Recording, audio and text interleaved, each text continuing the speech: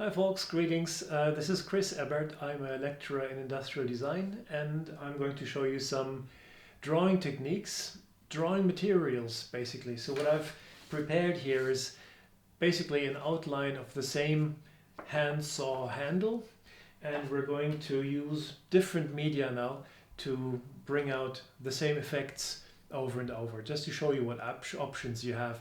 We'll do this thing in plastic, metal and wood, and we're going to use pencils, marker and chalk, polychromos and biro. So these are the basic techniques. Right, let's get to it. So here we're starting with our handle of our handsaw, and we're using these tools here. This is a 3B pencil, this is an HB pencil. So we're talking one really soft pencil that's going to give us a lot of color, or a lot of what's it called? Pigment. And then this one, which is much harder, and we're going to use this one to create a slightly different effect. Let's just do it. Here we have an outline of our handsaw. Nothing special, just a good solid one with straight lines. And I'm starting by putting down the fat pencil, the soft pencil, on all the bits that have a radius. So everywhere we can imagine that there's going to be a radius, I'm going to do this. Now what I'm doing here is basically, it's not shading, but I'm indicating where we have a curvature, where we have an edge radius, if you will. And when you watch me paint this, you'll see that my streaks here of this pen are they start and stop very lightly. So I'm not putting down a lot of pigment. I'm just going nice and easy with a very soft pencil. And that allows me to define the plasticity of my object.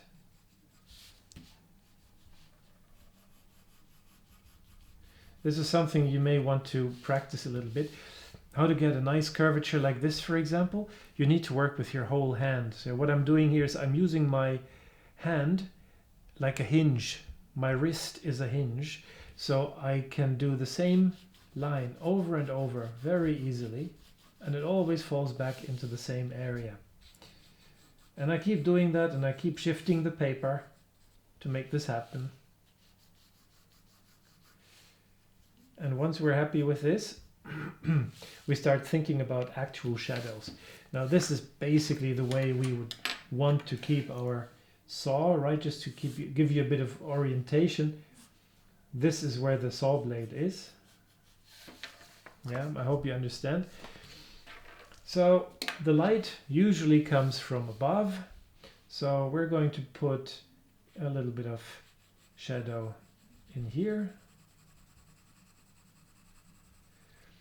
Anything that cannot be seen from the light from above goes dark. It's as simple as that.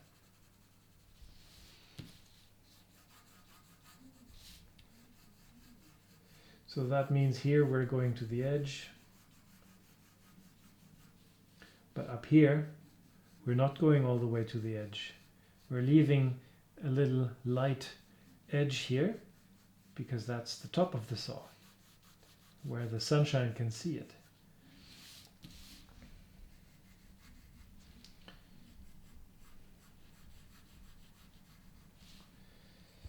So, and what do we do with these screws here? Well, they will have the same thing going. There's going to be a little bit of shadow here, right up to them.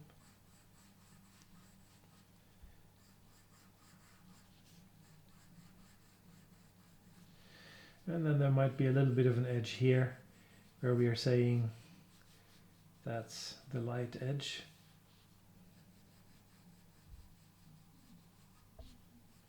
So now I'm going to show you why we're using the B pencil for this, the soft pencil. Because now we're done with this.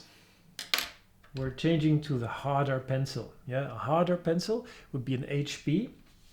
And a wonderful thing happens now when we're going over our soft pencil with it. This gets crazy dark. And as you keep going, it actually gives you light areas as well. So you're basically rubbing the pigment of the soft pencil into the paper, making it really dark there. And I'm not even using a lot of pressure here. This is very light pressure only. And you get this wonderful effect here. And I just keep doing that wherever it makes sense.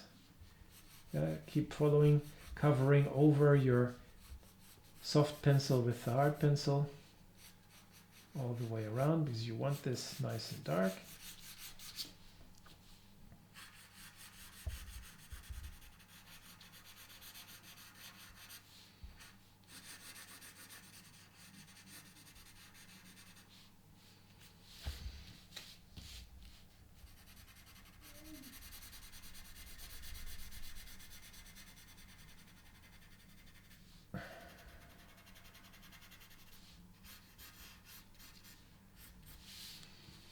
Now we could theoretically leave it like this to indicate that we're looking at plastic here, but we can shade over it a little bit, like this. Now here I'm going really lightly, and you can even see the streaks a little bit. That's fine. And you can tell I do this a lot. But the good news is, if you do something 22 times, you get to do it automatically. We only need to do something 22 times before it becomes second nature.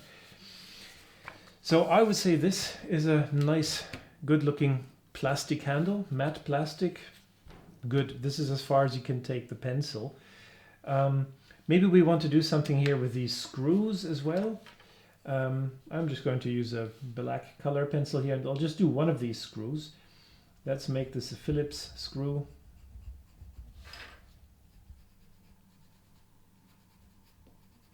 There we go. Now I'm getting ahead of myself a little, but why not? To make something look like metal, we're doing the old chrome thing. You might have seen those typical chrome shadings on, you know, the old-fashioned paintings. There, we have a very good looking chrome screw here now. Didn't take much. So this is really what we're talking about. This was plastic done with pencil. Okay, we'll put this to the side, do the next one. Now let's see if we can make this whole thing look like metal just with a pencil. And we can. Actually, what we could do is we could be cheeky here and just turn this one into metal now. Now the thing with metal is it's going to be much more contrasty. You see these scissors, when I turn them in the light, there's a lot going on there. There's a lot of very bright and there's a lot of very dark here. So if we want to make something look like metal, we simply have to make the contrast stronger. Now let's turn this into metal. We're back to the soft pencil here, and we're putting on another layer just to increase the contrast. And just because we have more contrast, more dark and more light, our eye is going to see this as more likely to be metal.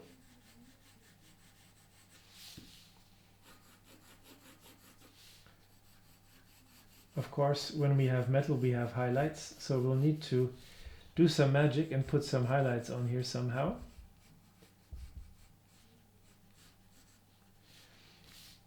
One thing we could do is that we simply go through this a little and do a thing like this. Think comic book.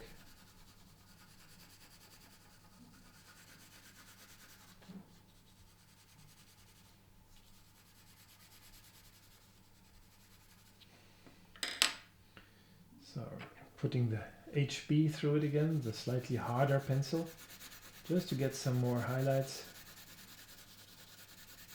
Sorry, I'm not saying highlights here, it's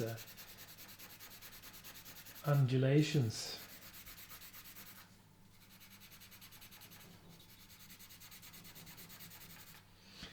But like I said, we'll need to have highlights in here, and they're going to be in the spots where the sun is actually reaching it.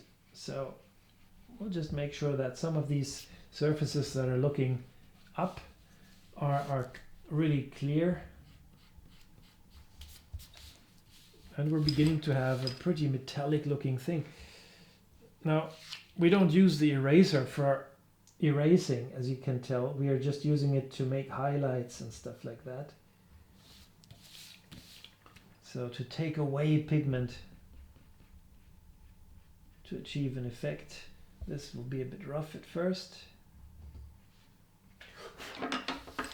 but it gets better when you put this back on.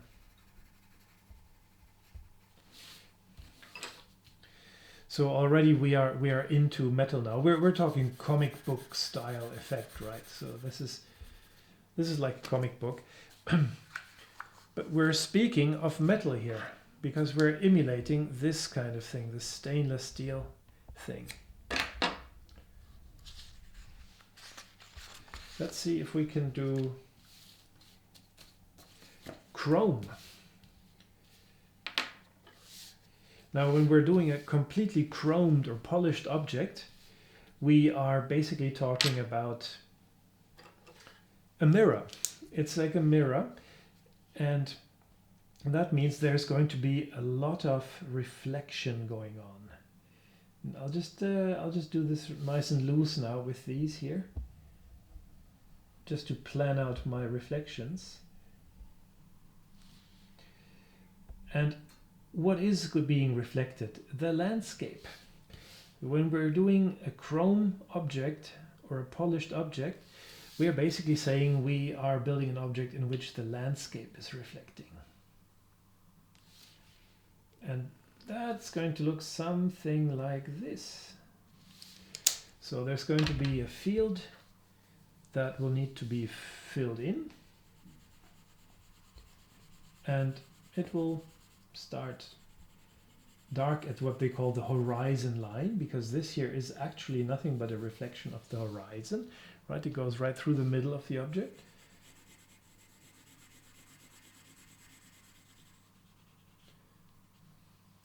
And then we take the somewhat harder pencil and do our magic again, rub in the pigments.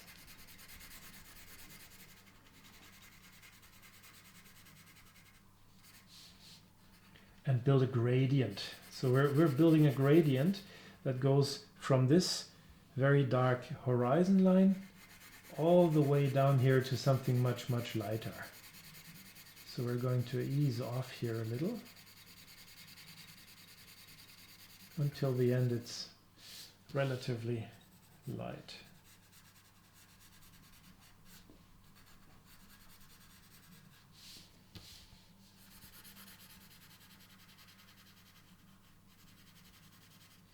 And that needs to be quite consistent, of course.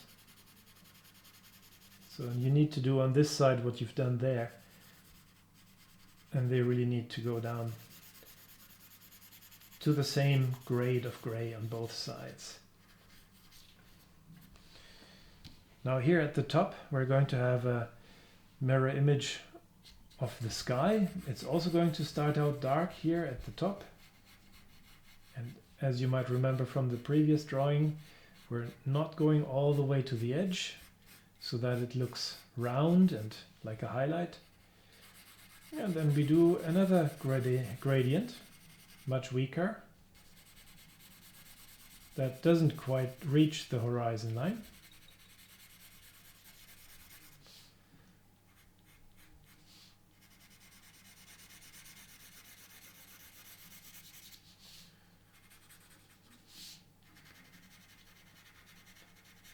You need to develop a bit of a dexterity here so that this looks nice and smooth.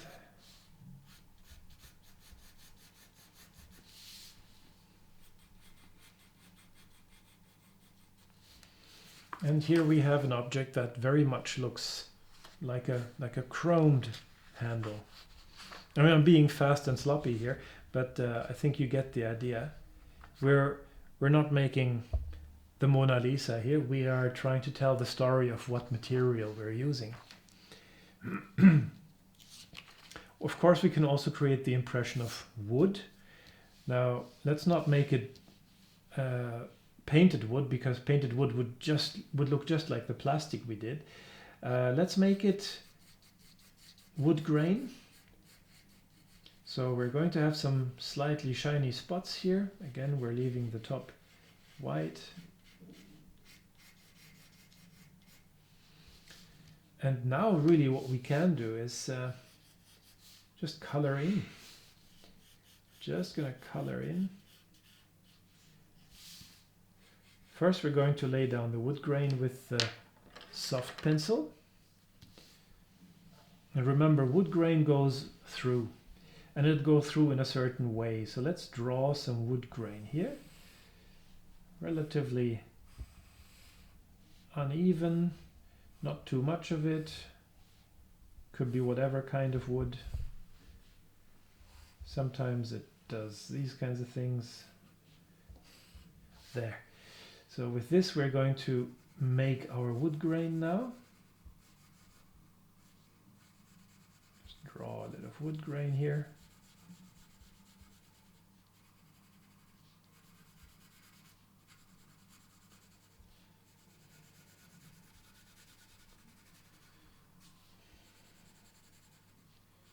You may want to look at some wood grain maybe before you do this, because we do want it to look right. And it really has to run through quite consistently here.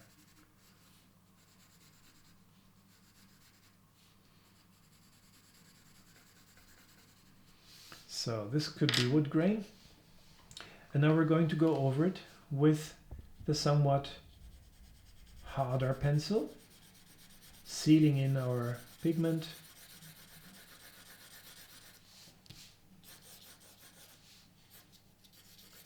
No gradient necessary, because we don't really have reflections. It's wood, right? So we can just color in.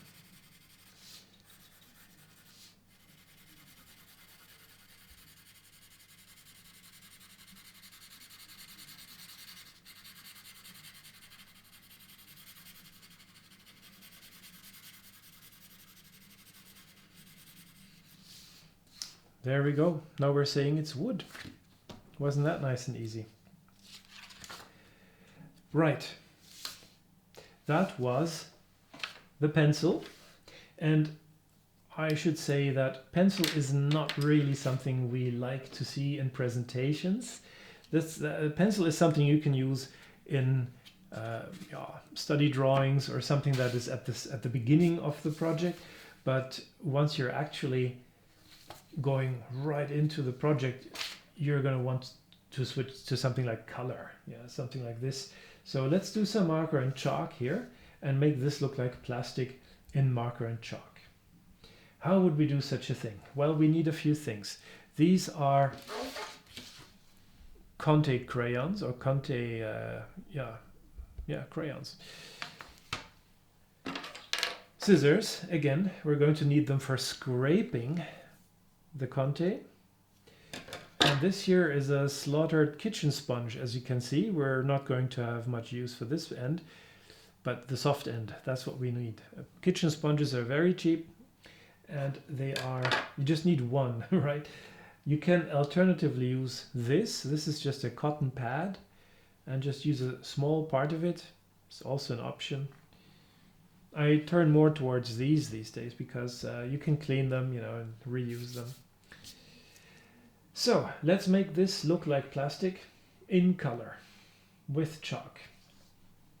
What can we do? Now, it would be an awful thing if we thought, oh my God, now we need to stay within the confines of this, because we just can't do that. And we don't want to take that much time either. We're doing these things as quick and sketchy renditions, right? So I'm just going to lay on some Conte now. As you see, I'm just scraping some Conte powder onto the paper.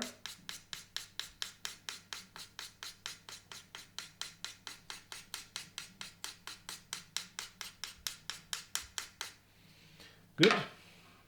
Well, barely took anything off. And now we're going to do this.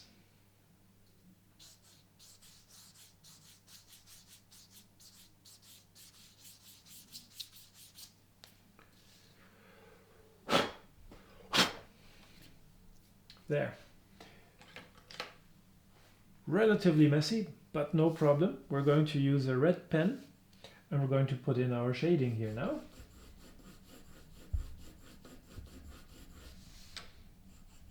As I said, all this is about being able to express what it is fast.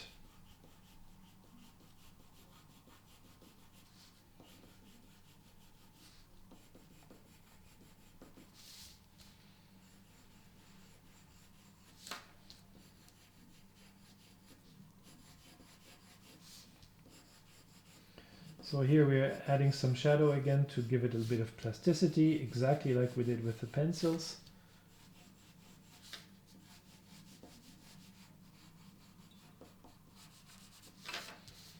A bit here at the top. Now we don't need to worry about highlights or keeping it white or anything like that, because hey, it's plastic and it's matte.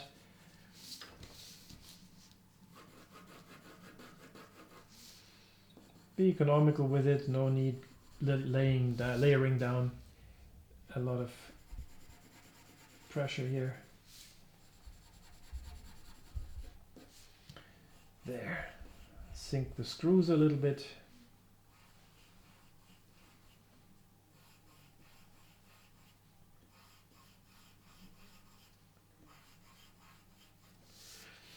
So what now? This looks a bit messy, doesn't it? Now, I've brought my best friend, a medium gray marker from the neutral to warm gray spectrum, and we're going to put in some shadows. And these shadows are going to make this thing pop off the page, and they're going to take care of the mess we made here with the Conte. As you can see, I'm not using a lot of it because these pens are expensive and you don't want to waste them. So keep it light. You may be doing hundreds of these kinds of drawings anyway in your life, and you don't want to go through too many of these markers, for one, because they are not healthy, and also because they're expensive and it just doesn't look good when you've layered it on too thickly. So there, that's not so bad. If you do want to clean it up even more, there are some crazy things we can do. Like, for example, we could just go in, yeah, never be afraid, and just cut this stuff off.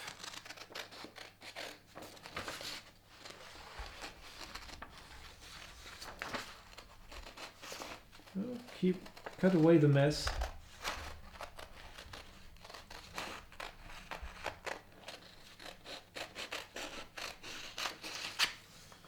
And then you see when you put that on the paper,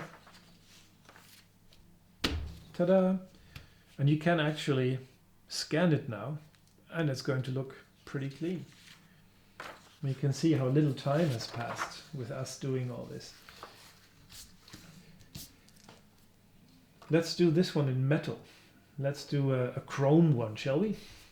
So I'm going to have to take away the ones underneath because these markers go through. I see it here. Not a problem though.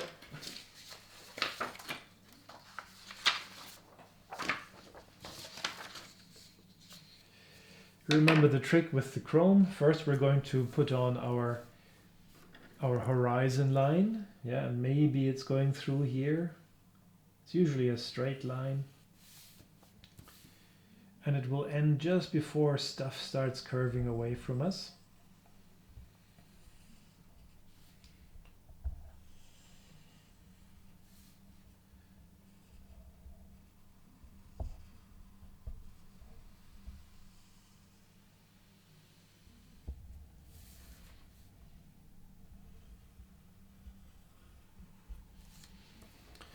So now we need to make this look like a chrome handle. How do we do that? Well, usually when you're doing chrome, you do this California desert impression thing, right?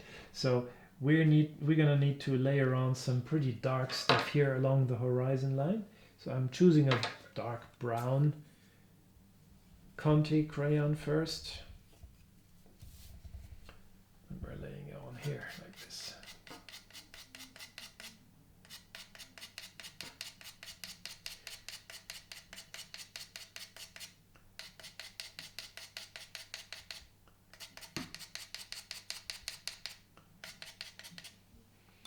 And then we'll take one that's a little less dark, still brown.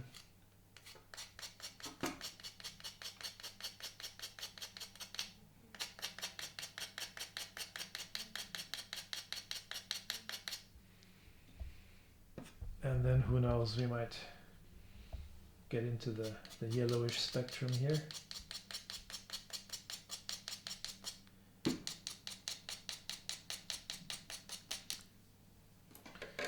There. Let's see what that'll do. So again, I'm just going to be completely reckless and go right across this thing here. Nice long streaks. Boom, done. Nothing now. So we'll blow this off. And now we need something at the top here, some sort of sky. We use the same technique again. First a bit of dark pigment here.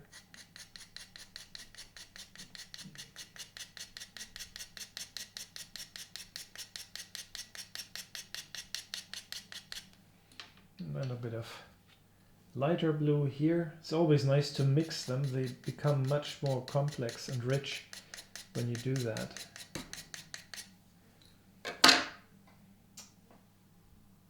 Let's use the cotton for that.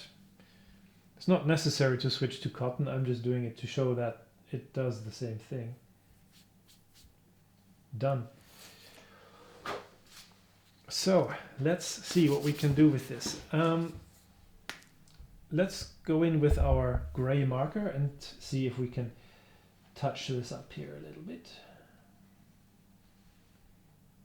So this is just for the horizon line. And now we're into mixed techniques and things like that, so I'm just going to maybe darken this here up with a pencil a little.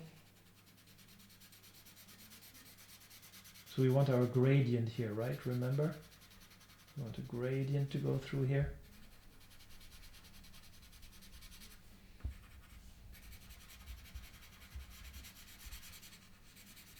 Not all the way down, it's fine as it is.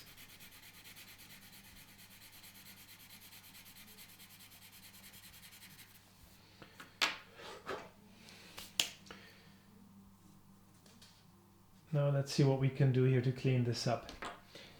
We want to create some highlights here. Some of this stuff needs to really be cleaned up, right? So we'll take away some of the crayon. And to do that successfully, you really need to do this.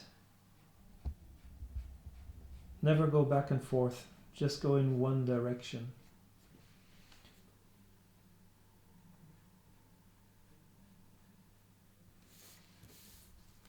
That gives us a highlight.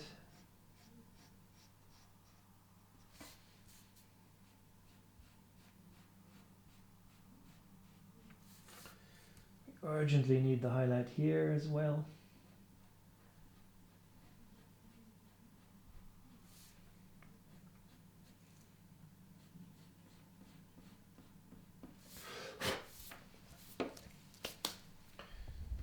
And then we do our old trick here with the gray pen.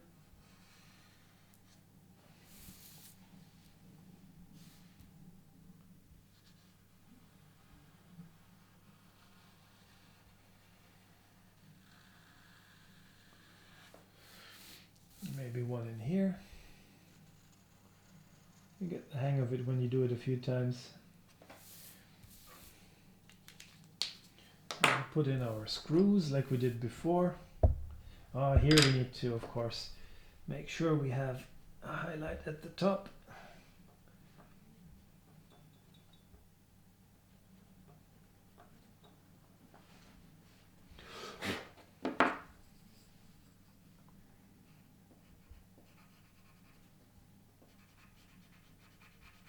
So as you can see, I'm not even taking a lot of time to make them very precise, because the very effect that you're achieving with this is taking care of the visuals for you. Now, nobody will know how you've done this, so it's basically, you can do this fast and it's no problem.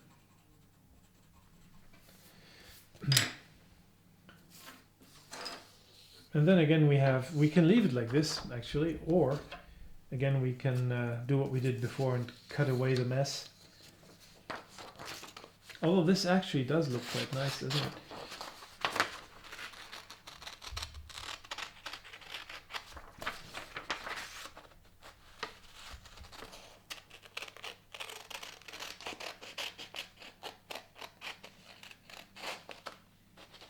So I'm going to go right out where there is no mess, because all we're going to do with that is we're going to put it onto a clean white piece of paper and scan it on that. Or we put a background on it and continue there. But the thing with backgrounds is you may want to use them sparingly because they're not actually that necessary. But they do give your piece of work something that makes it pop off the page. So maybe we want to take this away as well. Never be afraid to be brutal. It's the electronic age. We can always scan things and fix things in Photoshop if we need to real quick. And that is the word, real quick. You don't want to spend a lot of time doing this because you want to do lots of these. And the more of them you do, the better they're going to look eventually. This is all about quick visualization.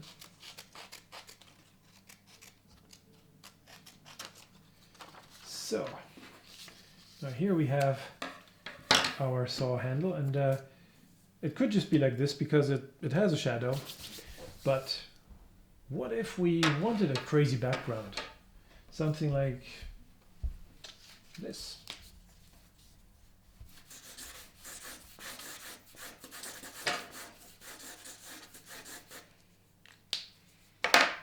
And with a bit of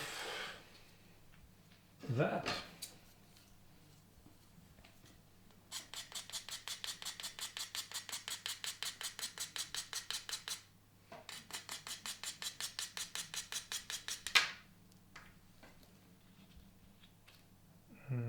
Yeah, pink, why not?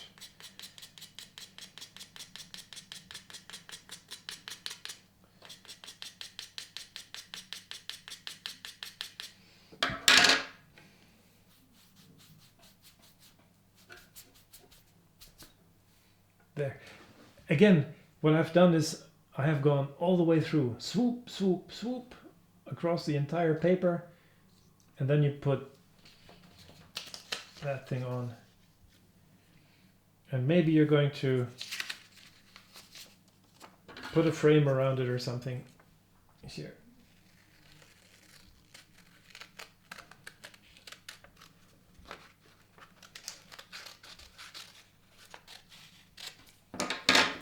There we go. Yeah, maybe want to redo the shadow here because it's no longer in sync.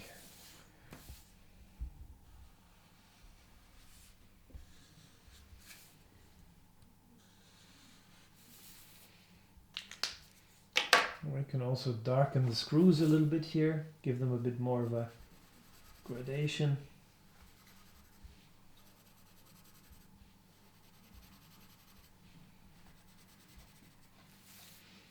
There, chrome handle, if you will.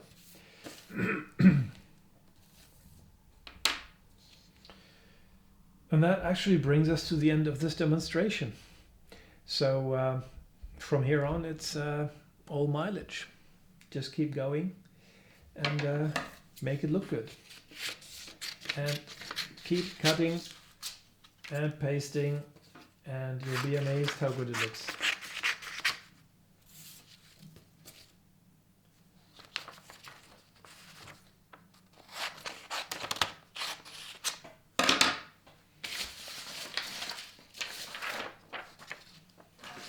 Yeah, the more of these you put together, the better it looks.